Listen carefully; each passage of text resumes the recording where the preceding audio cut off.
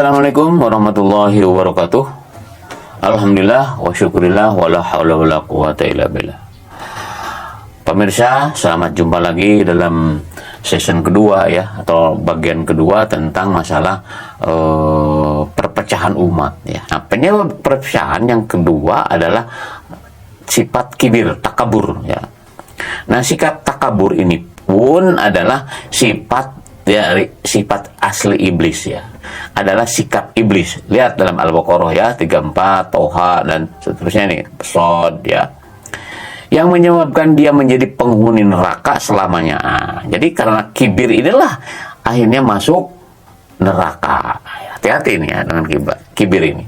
Tapi kibir inilah yang menyebabkan perpecahan umat ya. Dan iblis bisa takabur karena merasa lebih soleh, banyak beribadah, bertasbih mensucikan Allah ya, ribuan tahun dia sebelum menciptakan Adam, dia soleh. Tapi karena gara-gara sombong inilah dia akhirnya masuk neraka selamanya. Nah, ini iblis itu merasa kecewa ini ya. Kenapa saya udah lama berjuang di ini, tapi ya karena gara-gara kibir. Ya, dalam hadis juga dikatakan tidak akan masuk surga seorang hamba apabila dalam hatinya ada sifat kibir, walaupun sebesar zarah gitu. Ya. Nah, ini harus diperhatikan nih. Dan ini penyebab perpecahan itu di sini ya. Perpecahan umat itu begini. Ya. Nah, kita lanjut ya. Ternyata sikap dan sifat takabur ini dimiliki juga oleh manusia ya. Apabila sikap ini dimiliki oleh kaum muslimin, maka perpecahan tidak akan bisa dibendung. Nah, ini kibir ini, merasa hebat, merasa ini, aduh ya. Hati-hati ini ya. Kalau diri, merasa diri ya. Kalau kelompok merasa hebat, semua masuk neraka kecuali kelompok kami. Wah, itu orang Yahudi itu ya, kaum musyrik gitu. Mereka merasa lebih baik dari yang lainnya dan menuduh kelompok lain sesat. Ya, kenapa mereka takabur ya? Nah, ini merasa paling benar. Jadi mereka orang yang merasa sombong dia. Ya. Nah, perhatikan nih dalam Al-Qur'an ya 113. Dan sikap Yahudi ini kayak gini tuh ya. Padahal mereka sama-sama Bani Israel ya. Nabinya juga Nabi Bani Israel. Tapi apa? Ya itu tadi. Nah. Dan berkata orang Yahudi, kaum Nasrani itu tidak mempunyai suatu pegangan. Sat gitulah kalau kita mah. Dan kaum Nasrani juga sama. Kaum Yahudi tidak mempunyai suatu pegangan. Padahal mereka membaca Alkitab. Demikian pula orang yang tidak mengerti. Nah, yang perlu dicatat ya, pemirsa rahimakumullah, bukan hanya Yahudi dan Nasrani, tapi juga orang-orang yang tidak mengerti, orang-orang bodoh. Gitu. Jadi sama. Siapa itu orang bodoh? Mengatakan seperti ucapan mereka. Maka Allah akan mengadili mereka pada hari kiamat. Nah, jadi artinya ini abadi nih perpecahan ini ya. Silakan aja berpecah, silakan. Nanti ya akan diadili sama Allah. Mana yang benar ya? Nah, pada kesempatan ini kita akan membahas itu ya. Kemudian merasa paling soleh. Ini yang sering dilakukan nih para, termasuk nih ormas-ormas nih ya, kelompok-kelompok jamaah-jamaah itu. Dan mereka berkata, sekali-kali tidak akan masuk surga kecuali orang Yahudi, cek orang Nasrani, cek orang Yahudi. Cek Nasrani juga tidak akan masuk kecuali Nasrani. Kami dapat kasih dari Tuhan karena dia menjelma menjadi anak. Oh gitu. Kata Yahudi, kami yang masuk surga, kamu masuk neraka gitu. Padahal kata Allah nih, demikian itu angan-angan mereka yang kosong. Ngaku-ngaku doang gitu. Kalau ngaku kan belum tentu memiliki ya. Misalnya gini, kita ada hotel, itu hotel siapa? Punya saya. Sah-sah saja. Tapi apa buktinya? Gitu ya. Nah, maka kata Allah, tunjukkan bukti kebenaran jika kamu orang yang benar. Jadi Allah nyinggung juga mereka, benar. Mana buktinya kamu? Nah, gitu ya. Jadi perlu diperhatikan ini ayat-ayat ini ya. Kemudian yang ketiga, kultus individu. Wah, ini bisa malah menjadi penyebab juga ini ya. Jadi kultus individu artinya menempatkan seorang kepada sesuatu kedudukan yang menamai kedudukan sifat Tuhan. Segala yang diinginkan oleh yang dikultuskan senantiasa dilakukan. Nah, karena mengkultuskan ya, segala perbuatan yang dilakukan senantiasa ditiru atau diikuti. Sementara yang dikultuskan menolak untuk dikultuskan dan tidak merasa dirinya sedang dikultuskan oleh para pengikutnya. Itu kenapa mereka menyembah Isa? Karena dikultuskan, ya, dikultuskan itu. Ya, Nabi Isa sendiri nggak mau, itu. Ya, Uzair, apakah mau dikultuskan oleh manusia? Tidak. Kalau Uzair, orang Yahudi kan mengkultuskan Uzair. Ya, kenapa ini dikultuskan? Ya, nah, kenapa dikultuskan? Nah ini ya, penyebab dikultuskan karena ada kelebihan pada sang tokoh. Nabi Isa lahirnya tanpa ayah. Yang kedua, dia memiliki mukjizat-mukjizat. Sama juga ulama atau rahib siapapun karena memiliki kelebihan. Oh, kagum dia. Uzair kenapa?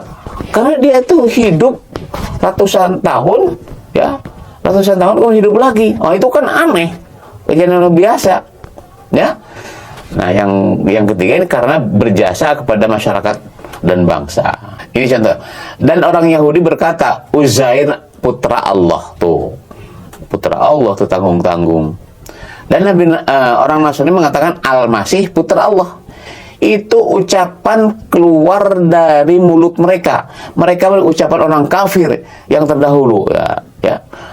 Maka Allah melaknat mereka. Ya. Bagaimana mereka bisa berpaling? Ya. Itu ngarang-ngarang doang itu. Dari Allah dari mana? Karena memiliki kelebihan gitu. Nah, itu kultus individu ya. Akhirnya menjadi pecah belah ya. Ayat lain ya, An-Nisa ayat 17, yang mereka sembah selain Allah itu tidak lain hanyalah inasan, berhala. Dan mereka tidak lain hanyalah penyembah setan yang durhaka. Intinya itu. Ya, intinya itu. Ya, nah, masalah patung ini juga ada ya, ada ininya, ada penyebabnya nih. Dan ingatlah ketika Ibrahim berkata pada ayahnya, Azar, pantaskah engkau menjadikan berhala itu sebagai Tuhan? Sesungguhnya aku melihat engkau dalam kesesatan yang nyata. Itu Nabi Ibrahim ngomong sama bapaknya ya. Kenapa itu kaum Nuh itu dihabiskan sampai sebersih-bersihnya, dihabiskan dari kaum bumi? Karena dia penyembah patung. Intinya begitu.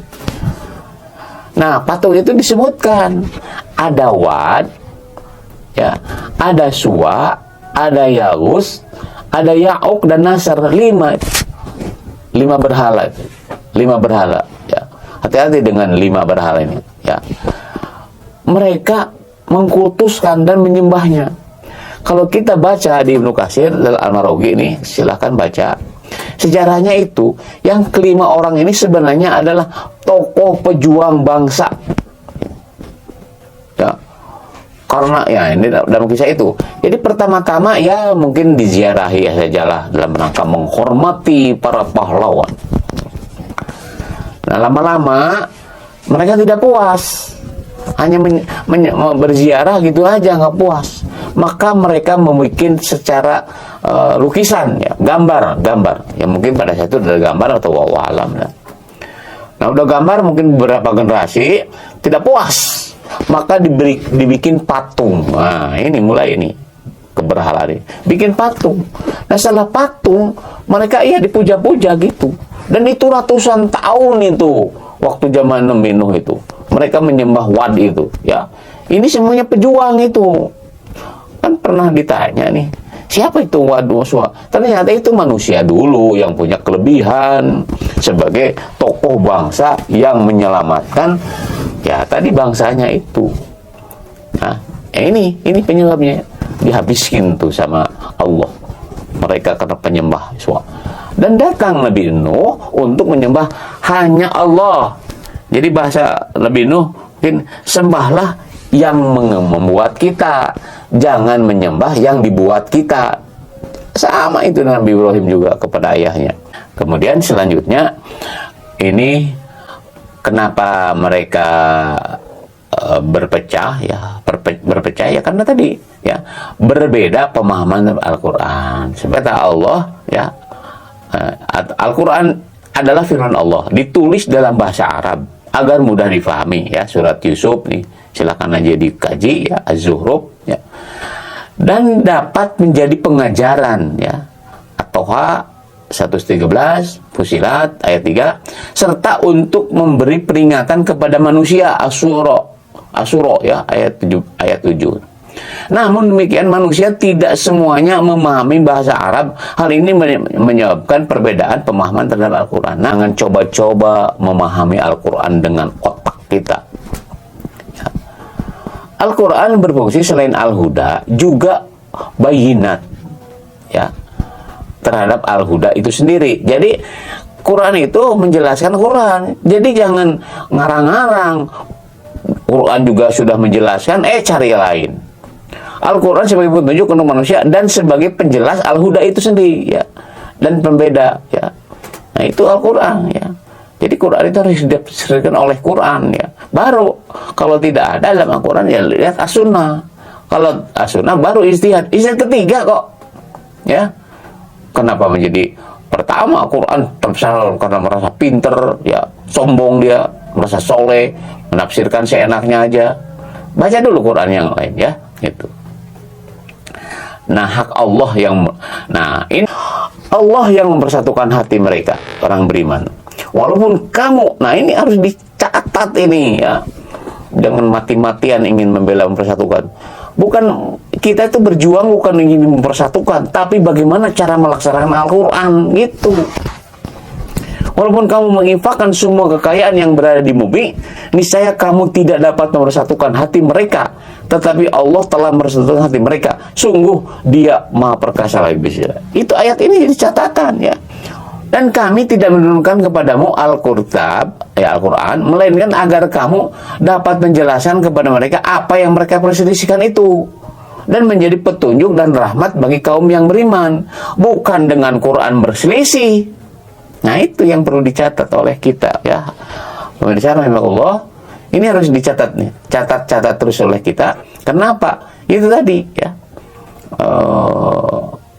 Qurannya ditafsirkan oleh masing-masing ya. Itu ya, jadi harusnya dengan Quran bersatu. Ini dengan Quran kok nyeleneh. Apakah Quran salah? Nah ini pertanyaannya.